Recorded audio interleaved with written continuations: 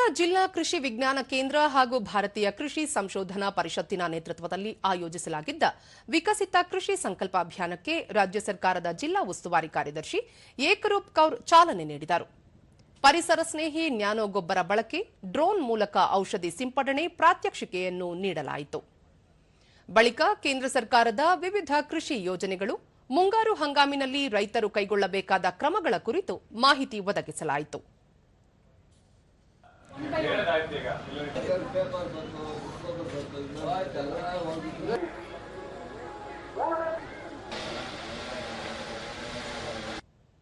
ದೂರದರ್ಶನದೊಂದಿಗೆ ರೈತ ಸಂಪತ್ ಕುಮಾರ್, ನೈಸರ್ಗಿಕ ಕೃಷಿಯ ಬಗ್ಗೆ ರೈತರಿಗೆ ಅಗತ್ಯ ಮಾಹಿತಿ ನೀಡಿರುವುದರಿಂದ ಅನುಕೂಲವಾಗಲಿದೆ ಎಂದರು. ಎಷ್ಟೋ ಜನ ರೈತರಿಗೆ ಗೊತ್ತಿಲ್ಲ ಏನೇನು ಸ್ಕೀಮ್ಗಳು ಬರ್ತಾ ಇದೆ ಅಂತ.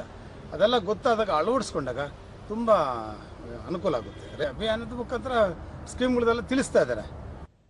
ಮತ್ತೋರ್ವ ರೈತ ಪ್ರಭಾಕರ್, ಅಭಿಯಾನದ ಮೂಲಕ ಮುಂಗಾರು ಕೃಷಿಯ ಬಗ್ಗೆ ಮಾಹಿತಿ ನೀಡುತ್ತಿರುವುದು ಗಣನೀಯ ಎಂದು ತಿಳಿಸಿದರು.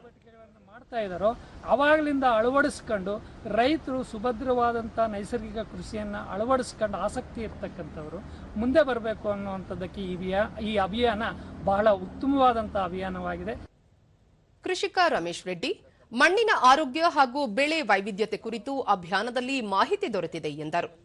ನಾವು ಮುಂಗಾರು ಮಳೆಯಲ್ಲಿ ಏನೇನು ಬಿತ್ತನೆ ಮಾಡಬೇಕಂದ್ರೆ ಅದರಲ್ಲಿ ಏನೇನು ಅಂಶಗಳಿರಬೇಕು, NPK ಆಗಿರ್ಬೋದು, ಮೈಕ್ರೋ ನ್ಯೂಟ್ರಿಷನ್ ಇರಬೇಕು, ಮತ್ತು ನಾವು ಅದಕ್ಕೆ ಇದು ಎರೆಹುಳ ಗೊಬ್ಬರ ಕೊಡ್ತಕ್ಕಂಥದ್ದು, ಇದೆಲ್ಲ ಮಾಹಿತಿ ಕೊಟ್ಟಿದ್ದಾರೆ.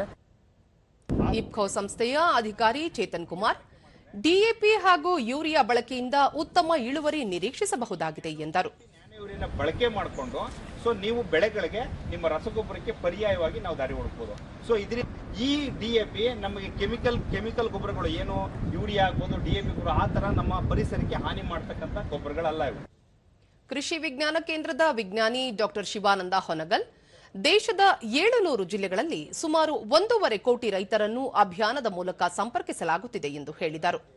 ಪೋಷಕಾಂಶ ಮತ್ತು ನೀರಿನ ನಿರ್ವಹಣೆ ಆಗ್ಬೋದು, ಹೊಸ ತಂತ್ರಜ್ಞಾನಗಳಾದ ಡ್ರೋನ್ ತಂತ್ರಜ್ಞಾನ, ನೈಸರ್ಗಿಕ ಕೃಷಿ, ಇನ್ನೂ ಹಲವಾರು ಹೊಸ ತಂತ್ರಜ್ಞಾನಗಳ ಕುರಿತು ರೈತರಿಗೆ ನಾವು ಮಾಹಿತಿಯನ್ನು ನೀಡತಕ್ಕಂಥದ್ದನ್ನು ಪ್ರಾರಂಭ ಮಾಡ್ತಾ ಇದ್ದೀವಿ.